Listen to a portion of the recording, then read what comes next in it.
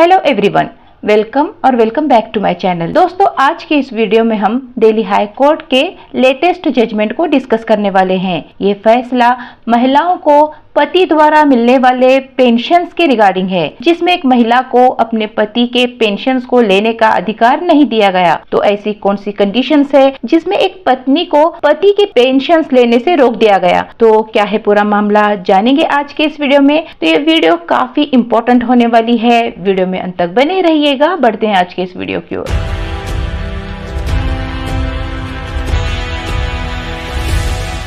तो जिस मामले को आज हम डिस्कस करने वाले हैं उस केस का नाम है विद्या देवी वर्सेस यूनियन ऑफ इंडिया। 18 फरवरी 2026 का ये लेटेस्ट जजमेंट है। इस मामले में हाई कोर्ट ने ये क्लियरली मेंशन किया है कि सेकेंड मैरिज से जो पत्नी है उसे पेंशन लेने का कोई अधिकार नहीं। तो इस मामले में होता यह है कि जो व्यक्ति था, जो पति था इस मामले में, वो एक आर्मी ऑफिसर था और उस आर्मी ऑफिसर की 2 शादियां हो चुकी थी। अब इस आर्मी ऑफिसर की डेथ हो जाती है, तो ऐसे में आर्मी ऑफिसर्स जो होते हैं तो उनकी जो पेंशन्स होती है वो उनके पत्नी को दी जाती है। यही रूल है जैसे। तो इस केस में भी यही हुआ।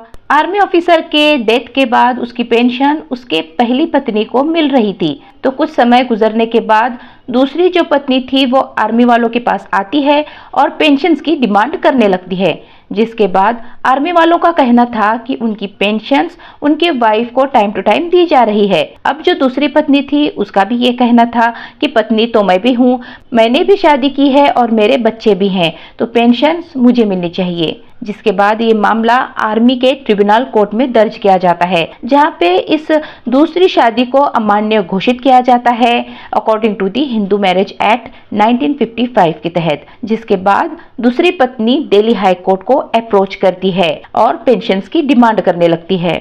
दिल्ली हाई कोर्ट ने भी section 5 sub clause 1 of the Hindu marriage act 1955 के तहत इस दूसरी शादी को अमान्य घोषित किया, वॉइड डिक्लेयर कर दिया। कोर्ट ने कहा कि आपकी शादी हो भी गई है तब भी कानून की नज़र में इसकी कोई वैल्यू नहीं है, इस शादी को वैलिड नहीं माना जाएगा, इसलिए पेंशन तो आपको नहीं मिल सकती।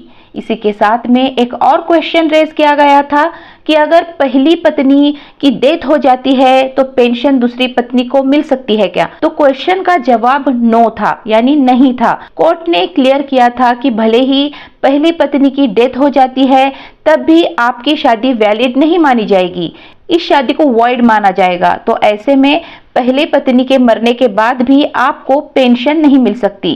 इस पर दूसरी पत्नी का कहना था तो मेरे जो बच्चे हैं उनका कोई अधिकार नहीं है।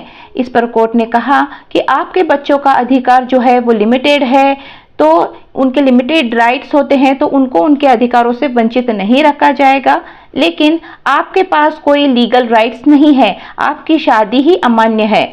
इस तरह से दिल्ली हाई कोर्ट ने अपना फैसला सुनाया। इस जजमेंट की लिंक आपको डिस्क्रिप्शन में प्रोवाइड की जा रही है, जरूर चेकआउट कीजिए। वीडियो अगर अच्छी लगती है, इंफॉर्मेटिव लगती है तो उसे लाइक कीजिए, शेयर कीजिए और चैनल पर अगर नए हैं तो चैनल को सब्सक्राइब करना ना भूलें। हम मिलते हैं ऐसे ही नॉलेजेबल इंफॉर्मेटिव वीडियोस के साथ। तब तक के लिए stay healthy, stay happy, bye bye.